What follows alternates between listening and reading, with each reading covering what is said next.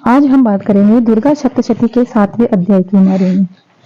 शुंभ की आज्ञा लेकर के चंड और मुंड चतुरंगी सेना तथा संपूर्ण हथियारों से सुसज्जित होकर चल दिए और हिमालय पर्वत पर पहुंचकर उन्होंने सिंह पर स्थित देवी को मन मन मुस्कुराती हुई देखा।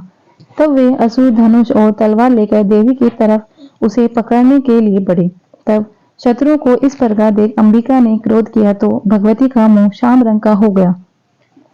उस टेढ़ी बोहें तथा माथे की सिकुड़ से तत्क्षण ही उसमें से तलवार और पाश लिए चीते की चरम की साड़ी तथा नरमुंडों की माला पहने हुए विचित्र खड़ग धारण किए हुए भयानक सूखा शरीर, हड्डियों का ढांचा व अति लंबे शरीर वाली जीभ को मुख से बाहर लपलपाते हुए भयंकर लाल लाल आंखें जो भीतर को धसी हुई थी, ऐसी भयंकर विकराल मुखी काली प्रकट हुई। उनके भयंकर शब्द से सभी दिशाएं गूंज उठी। वह देवी असुरों की सेना पर टूट पड़ी और असुरों का भक्षण करने लगे। महावत योद्धा तथा घंटा सहित हाथियों को हाथ में पकड़कर मुंह में डालती थी। इस प्रकार घोड़े, रथ तथा युद्ध करने वाले सारथी समेत योद्धाओं को पकड़कर मुख में डालकर दांतों से चबा रही थी।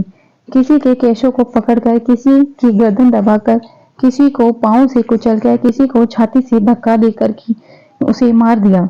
उन दैत्यों को सब शस्त्रों और महाअस्त्रों को भी मुख में पकड़कर दांतों से चबा चबा कर चूर्ण बनाकर डालती थी।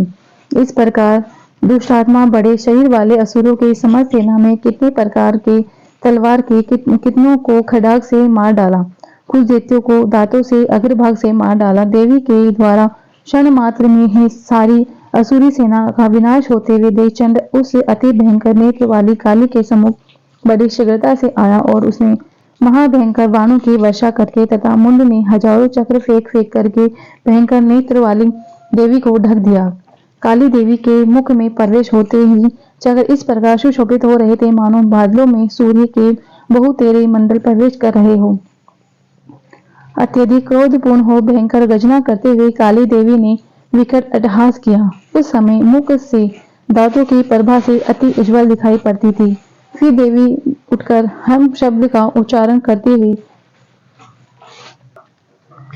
तलवार लेकर महादैत्य चंड के पीछे दौड़ी और उसका केश पकड़कर खड्ग से सिर काट दिया। चंड को मरा देख मुंड भी देवी की तरफ दौड़ा तो क्रोध युक्त हो देवी ने उसे भी तलवार से मारकर धरती पर डाल दिया।